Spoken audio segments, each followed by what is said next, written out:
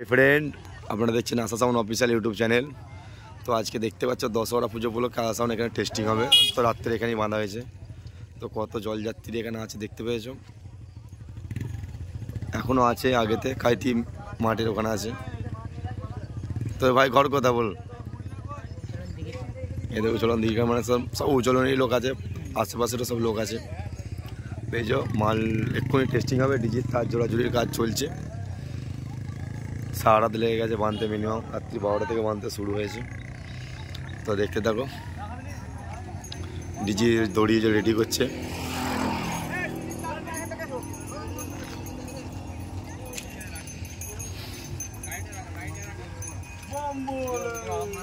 হ্যাঁ, এই যে কমিটির ছেলেরা সব দেখো, এখনো সব জলযাত্রী ঢুকছে এক্ষুনি।